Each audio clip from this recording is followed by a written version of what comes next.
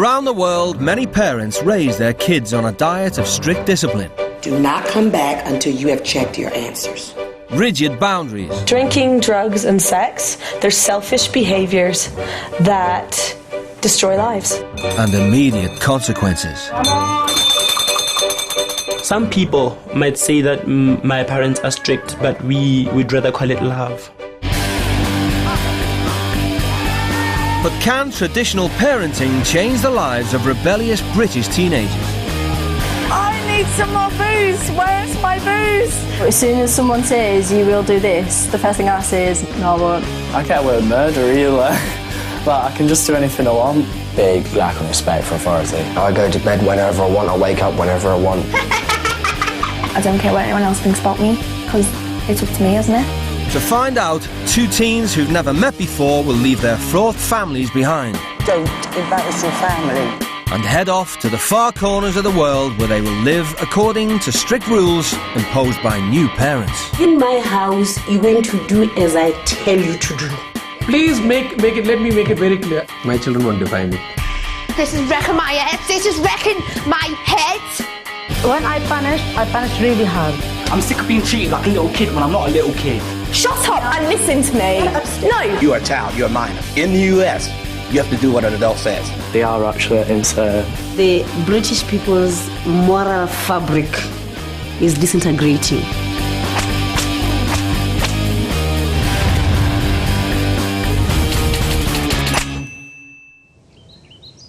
What are you up to tonight? Having a party. Have you asked Mum? Yeah. No, yes, I did. It was I'm having a Oh party. no, bollocks, Mum. I'm not even staying in here because you're just making that up. What? 16-year-old Gemma Lyons is an angry young woman. I am going to put that girl in hospital. When I'm angry, I don't know, this thing comes over me. I don't care what I say. I shout, I scream, push stuff over. Mate, I'm going to knock that boy out. I could describe Gemma as Beelzebub personified. The pure hatred and venom, I can't understand where it's come from. Gemma was a dedicated student, but she's just been expelled from her second school. Well, I think in total I must have spent just short of £30,000 sending Gemma to private school.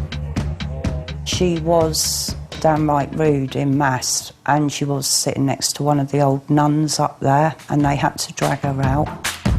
Swearing at teachers in this college is wholly unacceptable. It's against the college code of conduct. Gemma did it. That's gross misconduct. Gemma has to go. With no school and no job, Gemma has plenty of time to party. Gemma's smashed as always. And she's very good at getting her own way. She's a pretty girl and she knows she gets away with things. She knows she does. She flashes her eyelids and all the boys come running. I just can make these boys just fall in love with me and they just become obsessed with me. Which I personally think is absolutely disgusting. She uses people, basically.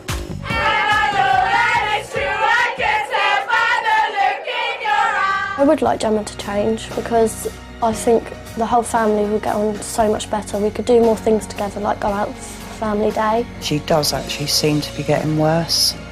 And she can just make everyone's life hell. So this is the big wide world now. You know, you've been kicked out of everything you've ever been in and there's no more last chances. I just picked him up. What is that? What? On your, up here. I got that piercing done, didn't I? 17-year-old Jack Travers' obsession with goth culture is driving his mother mad. What is that then? What? Well, because we already said about it, and I said I didn't want you to have it. Well, it's my decision, isn't it? If you were whinging about one in my face, then fair enough.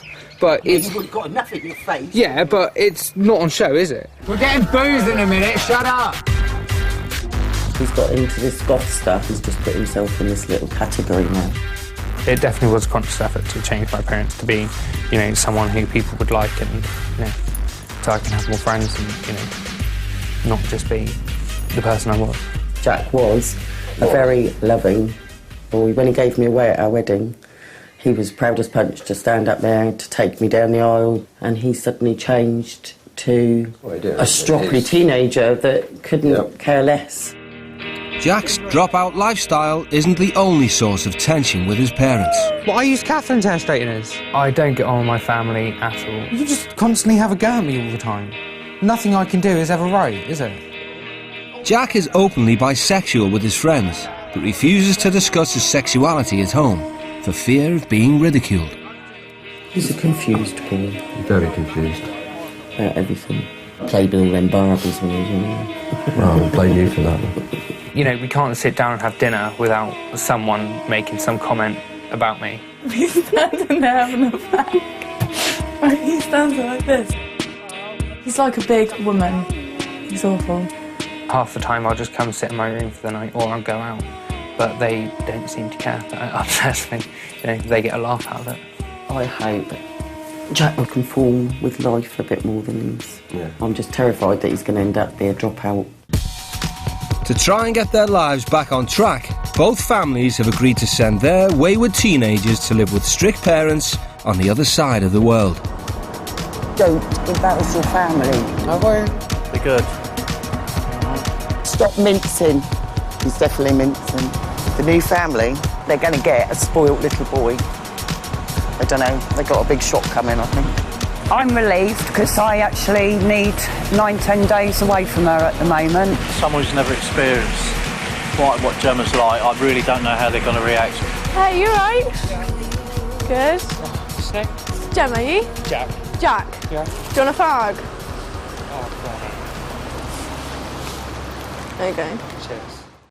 Jack and Gemma are heading here, the Ayalon Valley in the centre of Israel.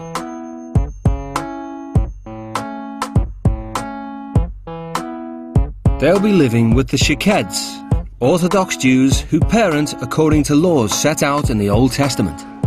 We try to instill within our children is that there's always a higher authority governing their actions and their words, and especially their deeds. Mum Zippy is a writer, while Dad David is a lawyer. They have 5 children. I think the British teens are going to be quite shocked when they first come. But after living here for a week, I hope they're going to understand that we make good choices in life. David and Zippy emigrated to Israel from Los Angeles to lead a more religious life. They rule their home with a quiet authority. Every individual must fulfill a particular role or niche in this world. We're caretakers of our children. We're here to make sure that they can be the best they can be. The Shekeds restrict access to anything they consider a negative influence on their kids. We're very careful as to what we expose our children to, where they're allowed to go, the kinds of movies or even television programs that they're able to watch. We even screen the books that they read for vulgar language, etc. I think a lot of teens in the outside world do get exposed and do take part in a lot of partying events, and that's one thing that I'm happy that I'm not a part of. The biggest sin, so to speak, from a Jewish point of view, is not utilizing your God-given talent and potential. After a 5-hour flight, Jack and Gemma touch down in Tel Aviv, Israel's most cosmopolitan city. I'm excited. Yeah, I'm excited too. I need a fag though.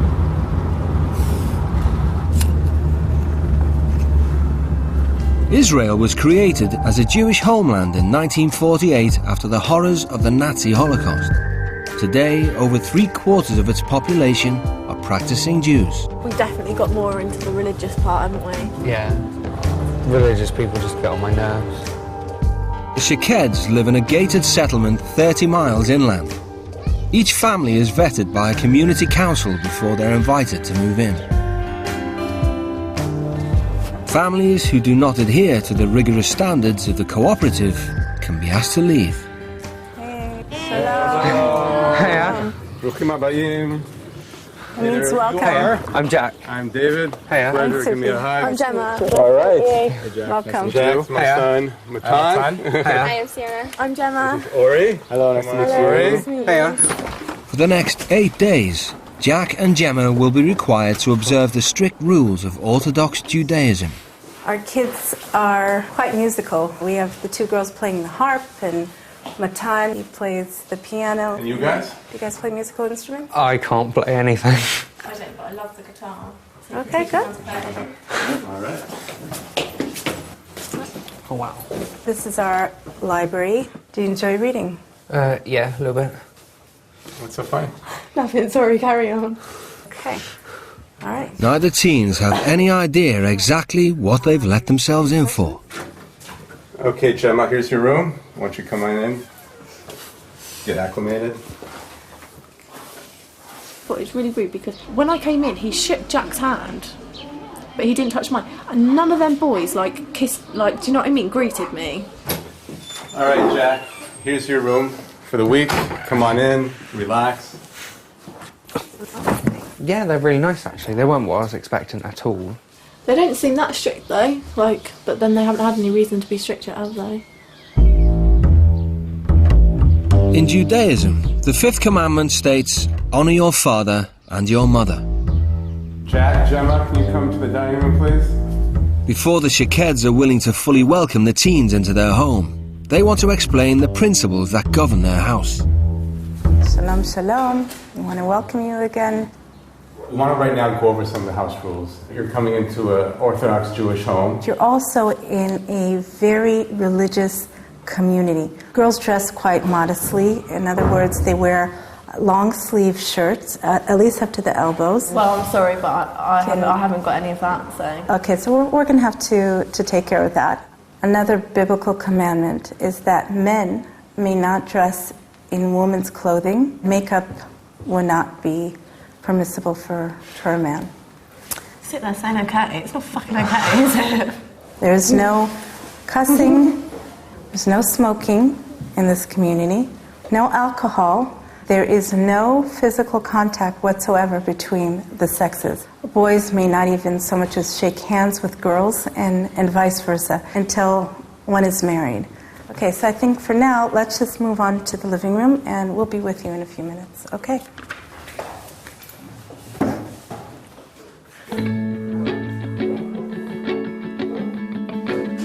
To comply with Jewish orthodoxy, David and Zippy must tackle the teens' outfits as a matter of urgency. What we do require of you is that the clothing that you wear will conform to community standards. I'm going to be perfectly honest with you. I'll wear what the fuck I want. Okay, then you will probably wind up staying indoors mostly. Well, if that's that, then that is that, but I will wear what I want. It will really be a shame, Gemma, traveling thousands of kilometers here. It may be, but... And not being able to see Israel. Can I just ask, what, from what I'm wearing, what is like, you know, would you say wasn't okay? We would have to get rid of the nail polish, Jack. I don't know what you call those gloves, the wrist guards, whatever it's called. Jews, religious Jews, cover their hair with a kippah. You have two choices, basically. Wear your hair up in a baseball cap, so they don't see that you have long hair, or you can choose to cut your hair. What's wrong with having long hair, though? When we're driving around Israel, I've seen loads of people with long hair. You're in a religious Jewish community, and you won't find one teenage guy, anywhere in the community with long hair. Okay. Neither Gemma nor Jack are at all religious. Just because they're Jewish, right, they can follow it, do whatever they want, you know. Okay, I'm living in their house and I'm in a Jewish community. They said, oh, you'll stand out if you don't do this. But I mean, I don't care if I stand out or not. I think I best give these in. They can have one thing of nail varnish, but I got another one, so that's alright. Hoping for an easy life, Gemma decides to try and make a good first impression. Hi. Is this okay? Because it covers and then covers. Actually, it's not. You could still see here. So I think... Oh, come on, you're being a bit picky now, let's be honest. No, I'm being honest. So I'm happy to help you find something that's more appropriate. No, this will be fine. Sure, if you'd like to stay in the house, that would be fine. Yeah, this will be fine. I can totally understand where they're coming from with every single one of the rules because it's their religion. I totally understand. What I don't like is the fact that they're trying to force them on me. Gemma seems to be quite spirited, and she's really wanting to test the limits with us, pushing it, and she might just be banging her head against the wall because we're not going to be budging. The Shekeds community is 100% Jewish and promotes education and spiritual growth above all else. As well as obeying the dress code, the teens will be expected to attend synagogue and observe the Sabbath. But for now, Gemma has only one thing on her mind.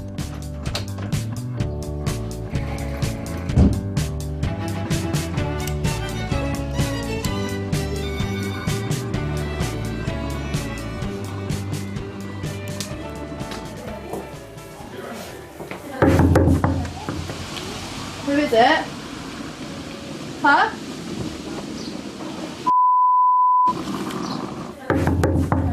Gemma? Yeah, hang on.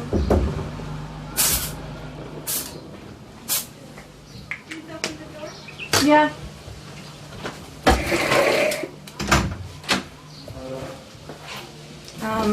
You're smoking. No, no. Two of my kids have asthma, and it's actually a health hazard for them to have any smoke anywhere in the house. Can I go outside and have one last cigarette and then I won't smoke? Just one, You've had one your last last cigarette here. please. Our standing in the community has a lot to do with how my family is perceived.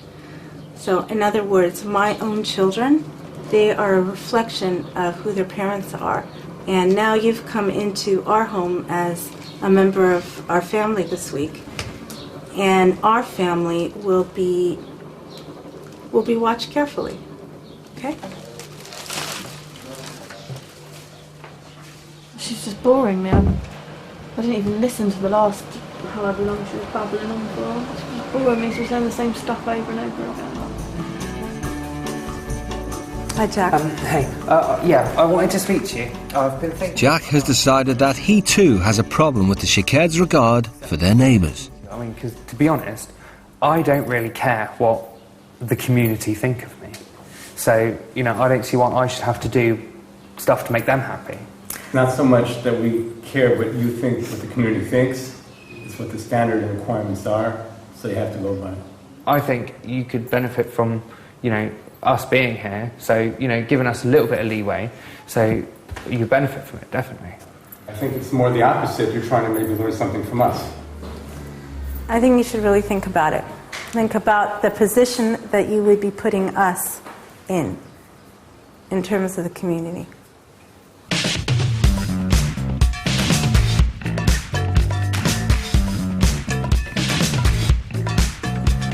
The Shekeds moved to Israel 5 years ago. Their rules aren't open to interpretation. Right. I'm afraid that that's not going to work because it is quite see-through. So we're going to have to try again. Do you have another option?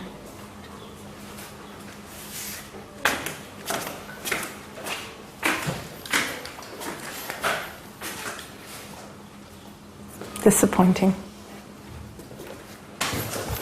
The fact it's too see-through is fair enough, but I have a top on underneath. But I could still see, the whole shirt is see-through. I really think you're being totally unreasonable, to be honest. It's the community norm. So I think you're being unreasonable, being The community norm? I'm sorry, but you sound like a herd of sheep. You just follow one another. Is that what you do? Until you watch your mouth and you realize that it's just such a poor reflection on not just yourself, but how your parents brought you up. Don't bring my parents into this. No. Do you know what? No, do not bring my parents into this. My parents? Are you trying to say my parents brought me up badly? Is that what you're trying to say? You represent who you've come from. I don't know your parents. What, my parents? You don't know my parents. You don't fucking stand there fucking talking about my parents. You need to shut up. Obviously, you have not been brought up to be respectful of adults. Shut up and listen to me. Get upstairs. No, bollocks. I'm not going to get upstairs. Get upstairs. No, You're in my home. I don't really care. Until you apologise about slagging off my parents, I'm not going anywhere. You go up to the room. Okay, you know what? I'm going to have to ask you. If you don't comply, you're out. You are out. Let's cut it out. This is not helping, all right? This is going off the road. This is going in a tangent. Just leave. You go upstairs. If you go inside here, I will call the community authorities, and you won't be. Do not leave like this. I'm not going after her. Gemma's been in Israel for less than 4 hours. She's lucky I didn't slap her. Gemma, I was in the middle of talking to you and you just picked up and ran. I didn't appreciate that. I've said I'm not going to talk. Let me ask you something. No, look, I'm not going to talk until your wife apologises to me. She's not going to apologize. Well, then I'm free talking. You came to this country for a reason. Why'd you come? What's your goal? Why'd you come here?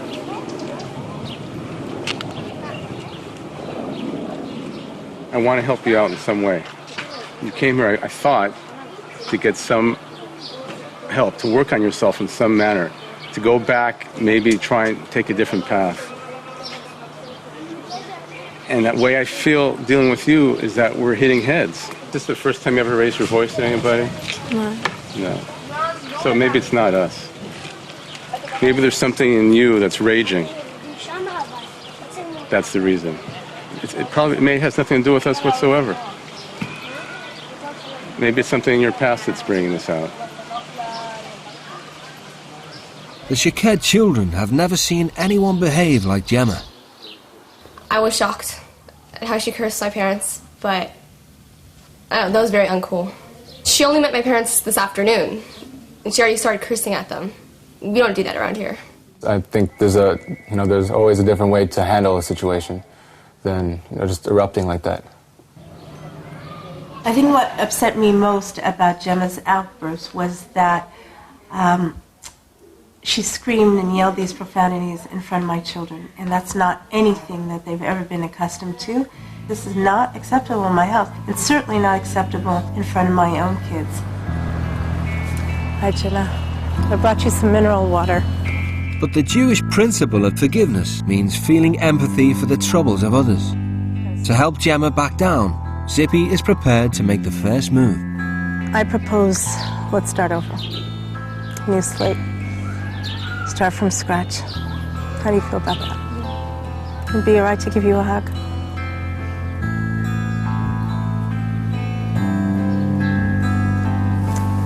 I need to give you a hug.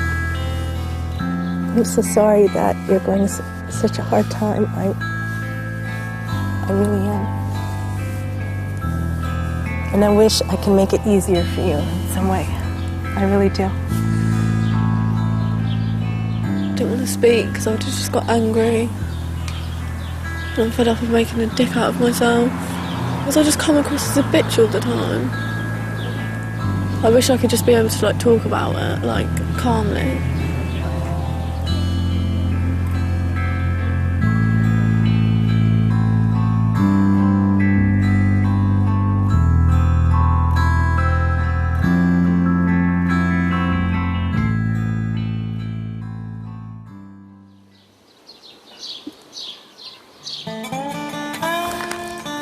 It's the teens' first morning in Israel. I'm going to try not to argue today, but obviously if she says something I agree with, I'm not just going to sit there and nod my head and pretend everything's okay. That's not the type of person I am. Today, the family want Jack and Gemma to experience an integral part of Israeli tradition.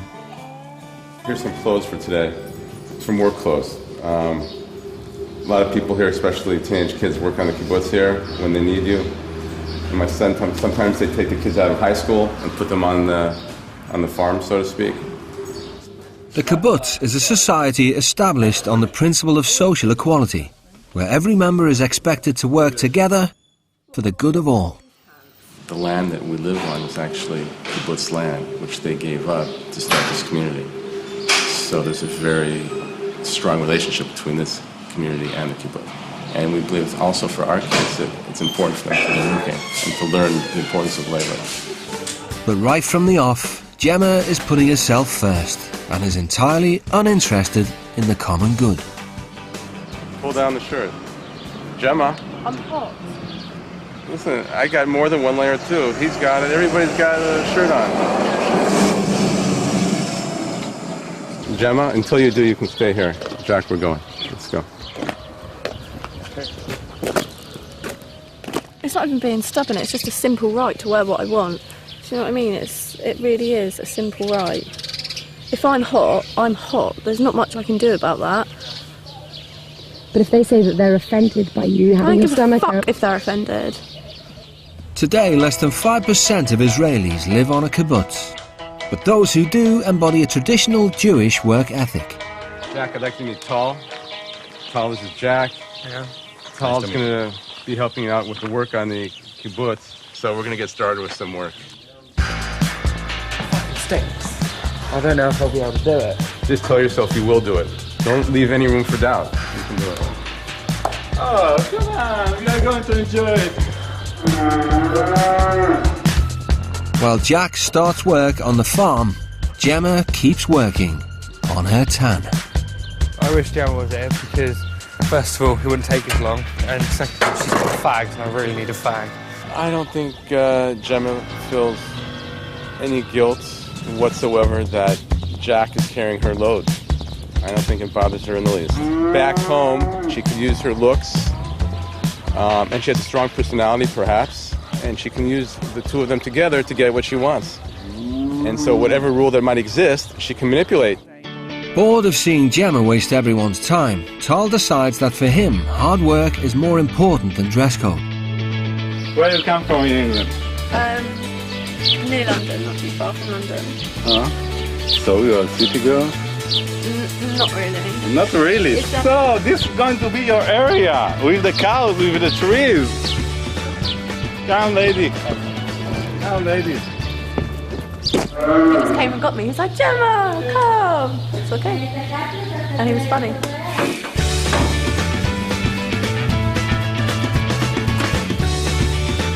Much to Gemma's surprise, it turns out work can be fun.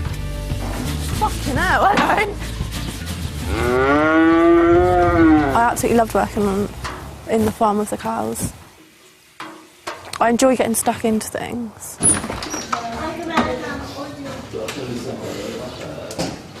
Hey, Hi, Jack. For the Shekeds, praise is just as important as punishment, if it's deserved. How did it go today? It was good, yeah. I actually quite enjoyed it. Yeah? What about you? I loved it. Yeah? I got a phone call from Tal, and I just want you guys to know that he said the kibbutz cow barn has never in the history of the entire kibbutz been as clean. I mean, he was so thrilled with your work. And The day's experiences have moved Gemma.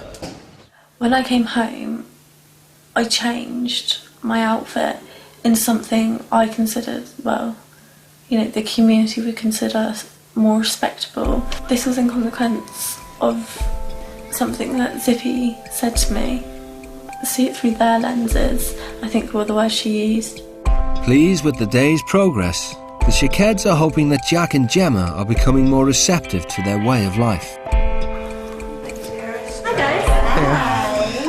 Gemma has asked to meet a few of the neighbours that make up the Shekeds community to ask her own questions about the Jewish way of life.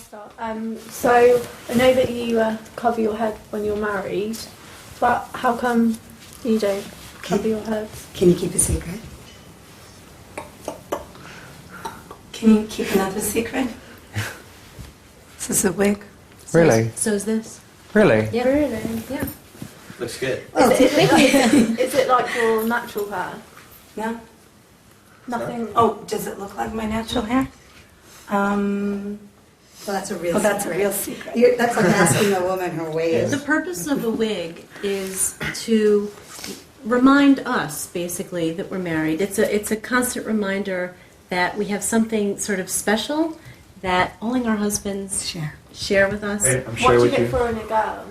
Are you looking for the inner person, which might not be reflected in the outer person, because I think everyone has something inside that it's impossible to show on the outside. What do you think about losing your virginity? The average age in England for a girl, I'd say, to lose her virginity is probably about 15. Sex is for grown-ups. I'm sorry. It's just for grown-ups. I am going to totally disagree with you. I'm not going to lie to you. I had sex with my first love, and where is he now? I'm sorry, I didn't catch that. That was kind of rude. I really am sorry. And for me, it was one of the most amazing nights of my life. He made it so special for me, and even now I'm still really good friends with him. And I would have asked for anyone better to have lost my virginity to. Well, What about your husband? No, because at the time, that's who I wanted to be with. That's who I loved. That's who was my best friend. That's who I cared about. And for me, it couldn't have been more perfect. Well, you're lucky that you had a positive experience. A lot of teenagers don't. I'm quite proud of myself that I didn't lose my temper when I felt when the woman offended me. I just told her that I found it quite rude, and that was that, and I was really proud of myself. I can't stand the whole community thing. It's like, I can't, do whatever outside because the community don't like it. It's not what we do in the community. I think, community. If I want to stand out, I'll stand out. It doesn't matter what I dress. If, I'm not part of the community, so, I don't see why I should follow their rules.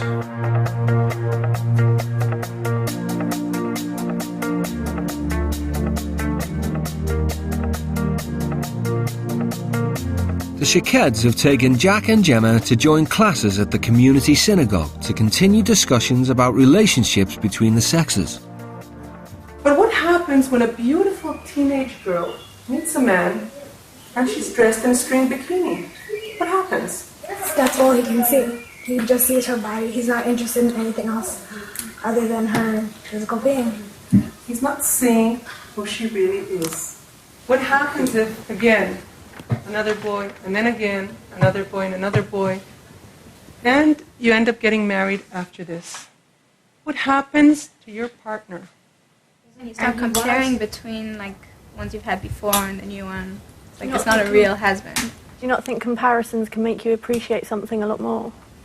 Or the opposite. If he lives up to the comparisons or not. Exactly. So if he does live up to the comparisons, even, he beats them, he's better than the others. Do you not think that makes, increases your love for him? Makes it stronger? Okay, that's an interesting point. Makes it more special because it's rare, because you haven't found it before. Okay, but what if he isn't, and he's a really nice person, and he beats all the people you've had before, but just, in the kind of physical stuff he isn't good, so does that make him less special? I didn't necessarily agree with what was said in the lesson, but I can definitely see the logic in it. I haven't been brought up like that. If my family were strong on religion, then I guess I would be. I think it's amazing how where you live totally defines the kind of person you're going to be, really. If them girls grew up where I did, they're not going to be like that, are they? They probably all have had sex by now, got drunk every weekend. Gemma might be making progress, but for Jack, the lesson touches a raw nerve. At a certain point in life, all of us feel a need, somewhere very deep down, to bond with another person in a very deep way, and to embark upon a journey together where we share life. Boy meets a girl, and he starts to learn more about her. And he gets very, very excited at what he starts to discover, right? About what she looks like, and where she's from, and et cetera, et cetera. Those are all superficial things. But very often, before we get to know the real person, we jump into a very physically intimate relationship. The whole lesson was directed completely at heterosexual couples. And, fair enough, but, 1 in 10 people are gay. There was at least, I think there were 9 or 10 other guys there, so which means one of them has to be gay, which means someone else in there must have felt quite awkward sat there being told, yeah, when you find a woman, all this lot. So, yeah, I think it's quite bad, actually. Back home, Jack's family regularly tease him about his sexuality. Outside, the local lad's innocent banter is making for uncomfortable conversation. Do you want to marry someone that's gothic? I don't want to marry anyone. Really? Yeah. Why not? How come? It's never interested me at all. I don't know. I think it's awesome to always have someone with you, even someone always take care about you, even when you're old. And no, I can take care of myself. I don't need anyone else. Do you ever feel lonely though? No. It's a gothic thing, or it's you? No, it's just me. Personally, I don't want to get married. Jack's problems at home have made admitting his sexuality in public difficult. It's not something I shout about because I don't think of it as such a big deal. But it's also, I'm not embarrassed about it. If it comes up, I'll tell people straight. Because I'm not embarrassed about it at all.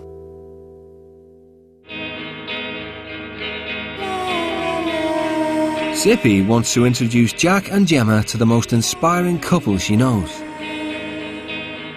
Hi, this is Ruben. Sarah and Reuven van der Roos are survivors of the Nazi Holocaust.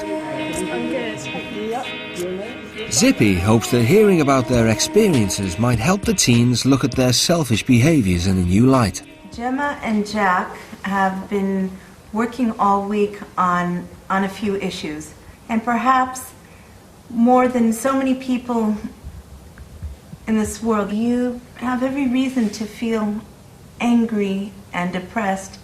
And I thought that it would be very beneficial for Gemma and Jack to get to know you a bit. Do you have a sense of how many Jews perished during the Holocaust? I actually don't know. 100,000, was it? 100,000? 6 million people were murdered. Here, I show you a picture.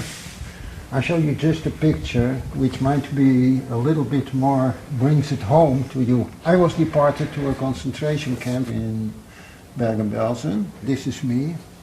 And this is nearly the only one. This is nearly the only one who is living today. All of them were murdered? All of them, one by one, the whole class. I saw my father more or less murdered by just beating. He was beaten and how do you call avodatparig in English? Hard labor. Yeah, hard labor. This is a real understatement. The Germans just decided by the flip of a switch, you go to the right or you go to the left. To the right means to the gas chambers, and to the left means unbelievable hard labor, which very few could live through. Having lost so much, why didn't you give in to anger and depression? I think that the best way was then just to live on and to manage with the things you still had. At the time you had only one thing to think about, how to get and to stay living till the next day. And the next day the same thing again and again. You have to choose what way you are going. We choose. My sister and me, we were always quarreling, always angry one with each other. And it is a pity that we had to live through a disaster. After the war, we never quarreled again. So me, it teaches that you don't need to quarrel, you don't need to be angry, and please don't have that to be a disaster like this, to teach you this lesson.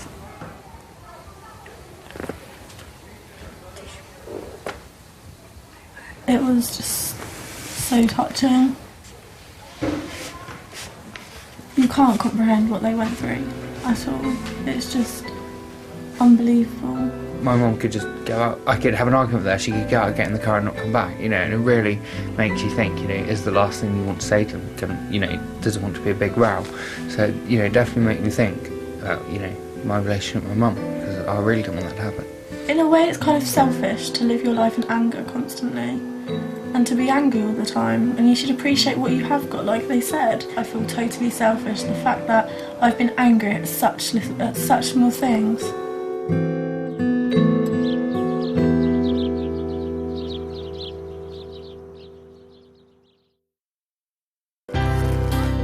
The teens are halfway through their time in Israel. More farm work gives David the opportunity to find out more about Jack. There's a lot about me you know nothing about. And one thing I'd like to tell you is when I was growing up, I loved to surf. I used to surf all the time, and I loved it. And I noticed there was a difference between surfing and immersing yourself in the culture of surfing. A lot of times the culture would include just hanging out at the beach all day long, maybe drinking a bit, smoking a bit. And I said, that's just like vegetating. I couldn't see my life just vegetating, going nowhere. And so when I talked to you about goth, it seems to me that you might like the music, but from your clothes, your piercings, it's like you've immersed yourself, it seems like, in the whole culture of goth. Well, okay, I'm definitely not, you know, the most hardcore goth, you know, there is. Right. When you see people, they're much worse than me. But one of the impressions that I have is that a lot of people that are attracted to it also tend to be unhappy with their life. I don't know exactly what makes me unhappy in my life.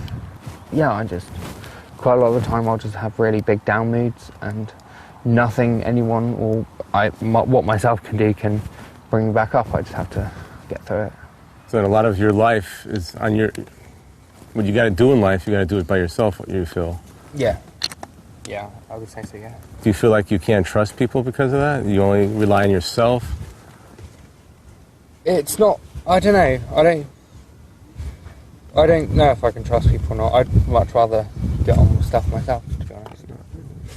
If you're having problems, it's times like that where you have to learn to open up. Yeah. And go to the people you know love you, care for you, and can help you out. Yeah. David's words of wisdom have set Jack to thinking about his relationship with his parents back home. Yeah, they say, you know, they don't care about my sexuality and that I should tell them. But, I mean, you know, if they didn't care, then why did they keep on asking? And why do they constantly take the piss out of it? Yeah. Jack, I got a letter for you from your mother. And I'll let you read in private, but if you want to discuss it later, I'm here for you, okay? Okay, cheers. Jack, to start with, I think I have never told you enough that I love you and that I am very proud of you and that you are my son. And what you don't know is that I lay in bed at night worrying about you. Whatever you have become, Jack, and wherever you go in your life, I will always be here for you. I want as any mum does, the best for her children. It does not matter to me or us whether you are straight, gay or bisexual. We love you and always will. Stay safe, Jack. All my love, Mum. The main reason why I go out and do, you know, I don't intentionally, you know, do all the stuff that she doesn't like go out, you know, hang out with my friends rather than, you know, go see her and stuff. And, you know, but I don't, you know, do it intentionally, but the reason I do go out is because I have such a hard time at home because of the people there. And I don't think it's necessarily down to me to try and change that, it's up to them as well. Yeah, I reckon if, you know, I didn't get this letter, a lot of the stuff said in it, you know, I wouldn't have known, my mum wouldn't have said, so, you know, I hope from it, you know, we do get a better relationship out of it.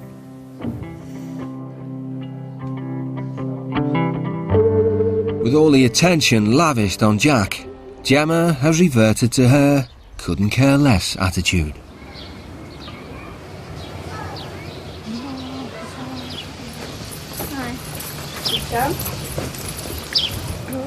Why? Why what?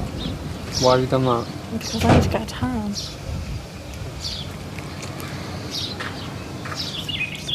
I'm looking at your big brown eyes. Zippy can't believe her eyes.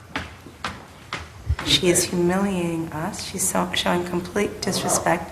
And of course, once again, she's being her own worst enemy.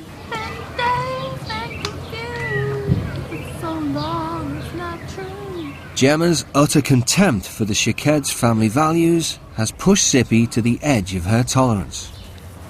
I'm hurt that you did this in front of the entire neighborhood, in front of anybody that could possibly see you. And I feel that it's a lack of trust and a lack of respect. I had commended you for rising above some of your desires of wearing immodest clothing and showing respect for everyone that you've met and dressing accordingly. And I'm not really sure why you did this, but I have to say that it's really over for us at this point. There's really nothing left for me to say other than I wish you well. I wish you well.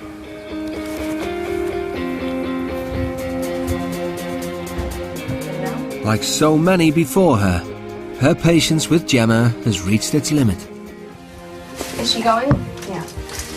She knows how we feel about respect and showing a lack of disrespect.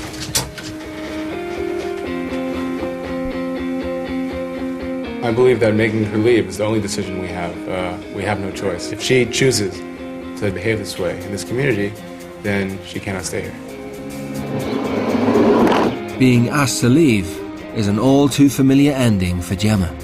Driving away from school when I got expelled, driving home from college when I got asked to leave, driving away from my home when I got asked to leave, same kind of thing.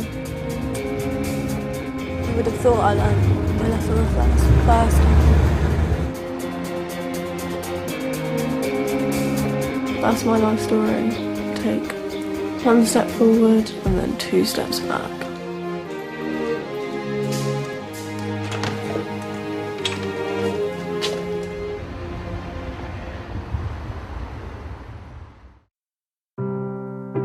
In the spirit of forgiveness, David and Zippy have decided they're prepared to let Gemma return, but they want to use this opportunity to teach her a lesson. She has to contemplate what she did and perhaps acknowledge that she was wrong and some form of an apology and tell us that she's sorry and that it's not going to happen again. At her hotel in Tel Aviv, Gemma has spent the night wrestling with her own stubbornness. David and Zippy want Gemma to find the courage to meet them and apologise. They hope a letter from home will encourage her to do the right thing. Dear Gemma, hopefully having time away has given you a chance to reflect on how you behave, your total lack of respect for both of us. Neither of us deserve to be spoken to like you speak to us. There have been times where we have been so proud of you. Your granddad's funeral. When you wrote such a heartful poem, you read it with such poise and maturity. You had the whole congregation in tears. But those words you read don't seem to hold much to you anymore. You promised to make Granddad proud of you. Well, we don't think you could say you have kept that promise. We love you very much, Gemma. Remember, you're our little girl and always will be. And we just try and do what's best for you. Lots of love, sweetheart, Mum and Dad. What can I say? I totally agree with everything that is written on here. My behaviour is embarrassing because I'm the product of my mum and dad, aren't I?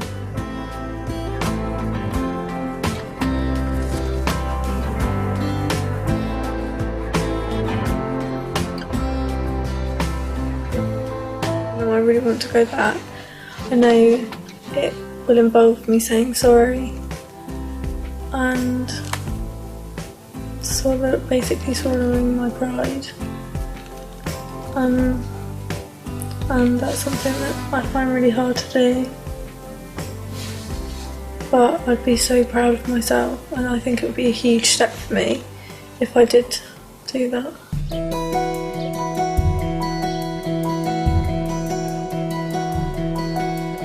It's the agreed meeting time in Jerusalem.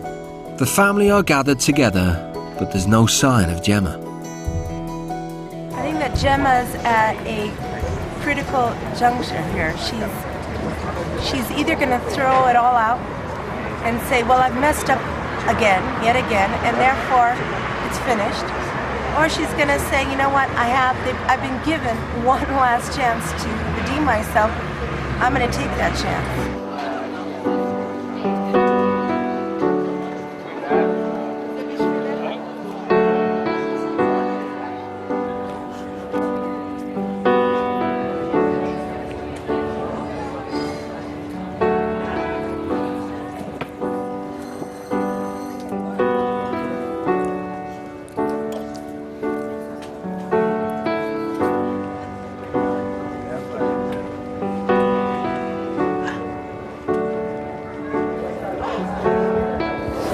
Sorry I offended you yesterday.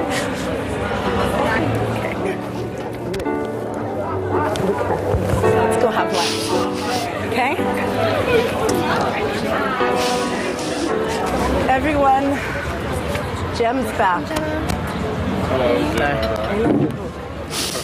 I know what enormous strength it took for Gemma to come to me and to actually apologize, possibly for the first time in her life, that what she did was wrong, and how she realized that she had in fact hurt us. She was able to muster up not only the courage to do this, but also to overcome her anxieties, her fears of appearing weak, one day, if not today, she'll realize that the so-called weakness is actually, in fact, her strength. It's good to have you back. We're all glad to have you back. All of us. Saying sorry is admitting you were wrong, and I had to swallow my pride, and that for me is so hard to do. But I feel really good after I've done it, so hopefully I can do it more in the future. At the Western Wall, one of the world's most holy sites, Gemma gets the chance to enjoy the benefits of simply saying sorry.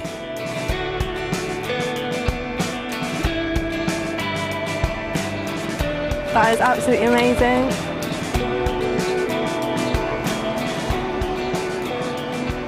According to Jewish tradition, this is where God's presence is greatest in this world, and everybody comes here to put notes in the wall. I'd like you to sit here for a few minutes and think about what you want for yourself, for your loved ones, for the world at large.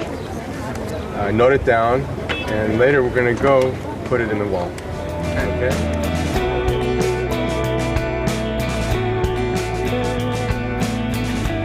I've wrote about that I hope today's a new beginning. I said thank you for this experience.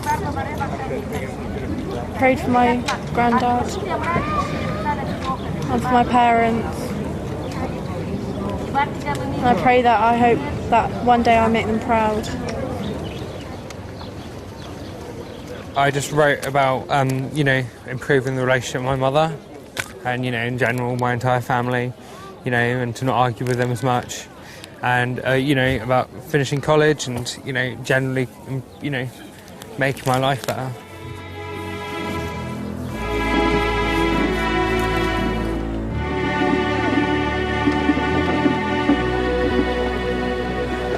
Jack, I've had a number of days together now, and our time together is approaching an end. And I prayed for you that you find happiness. A big element of happiness is being content and happy with who you are. Find the strength to be yourself and follow it.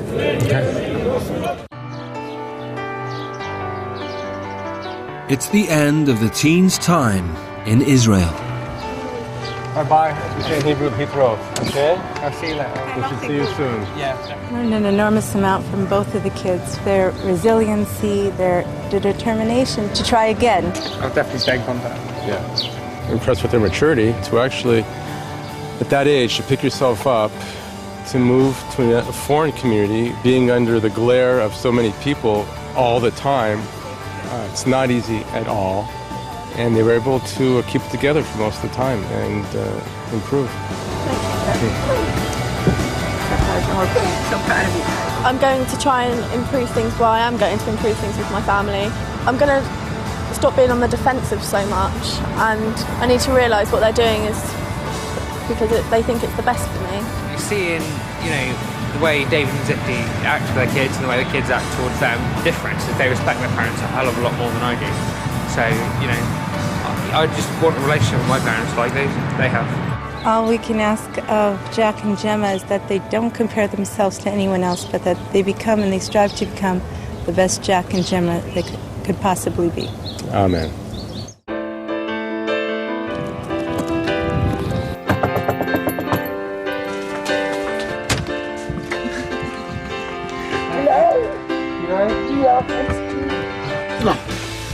You right? Yeah, I'm good. Did you have a good time? Yeah, it was really good. I really missed you. I missed you too. Did you behave? Yes. I realised that I, don't respect you as much as I should do. And Well done. I'm proud of you. I really missed you. I missed you too. I did. That's good. You still love me then? Yes. Because you hated me earlier.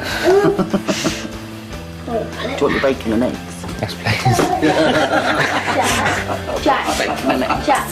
I think Jack has really changed. I think he looks happier. His whole body language changed. He's stood up more. He's just he's smiling, which is something he doesn't normally do. So I think it's done him the world of good. I really do.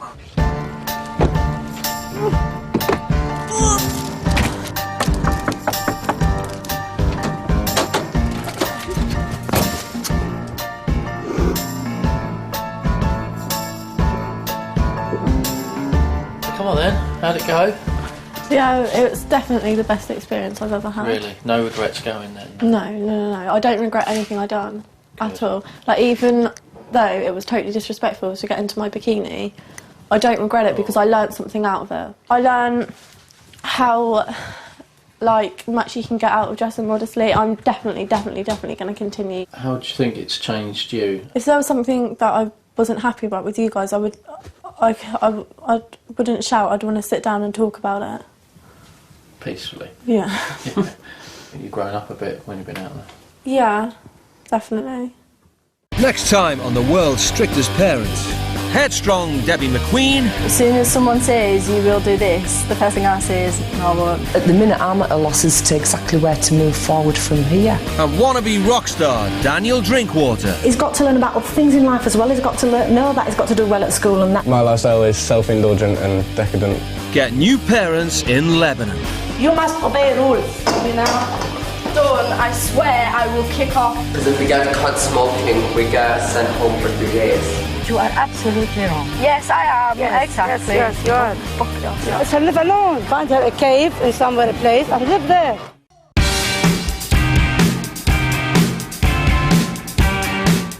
EastEnders next on 3, and Whitney's t-shirt business gets some unwelcome help from someone called Ricky. It might be a while until she becomes the Vivienne Westwood of Albert Square.